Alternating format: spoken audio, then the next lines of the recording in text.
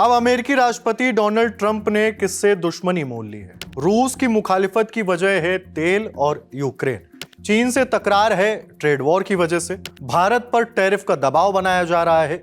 Musk से बन नहीं रही।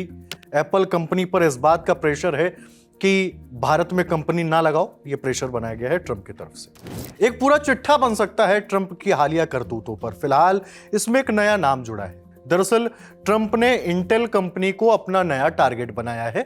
7 अगस्त की रोज इंटेल कंपनी के सीईओ लिप बूटेन का ट्रंप ने इस्तीफा मांग लिया।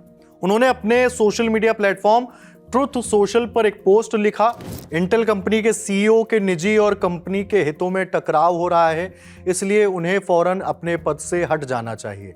इस परेशानी का यही एकमात्र हल है। इस पर ध्यान देने के लिए शुक्रिया। ये बात डोनाल्ड ट्रंप ने लिखी है। दरअसल पूरे मामले की शुरुआत तब हुई जब अरकानसास से ट्रंप की रिपब्लिकन पार्टी के सीनेटर टॉम कॉटन ने इंटेल बोर्ड के चेयरमैन से एक सवाल किया था। इसमें इंटेल सीईओ टैन के चीन से रिश्ते, उनकी सेमीकंडक्टर कंपनियों में निवेश और सेना से कनेक्शन का जिक्र किया गया था। अपने खत में कॉटन ने लिखा था कि चीन से टैन के रिश्ते ये शक पैदा करते हैं कि क्या इंटेल अमेरिकी टैक्स पेयर्स के पैसे की जिम्मेदारी से देखभाल कर सकता है और सुरक्षा से जुड़े नियमों का पालन कर पाएगा। उन्होंने टैन के पिछले काम को लेकर भी चिंता जताई जब वह कैडेंस डिजाइन सिस्टम्स कंपनी के प्रमुख थे। इस कंपनी ने जुलाई में यह स्वीकार किया था कि उसने अमेरिका के एक्सपोर्ट नियमों का उल्लंघन किया है और चीन की national university of defence technology को हार्डवेयर और सॉफ्टवेयर बेचा था।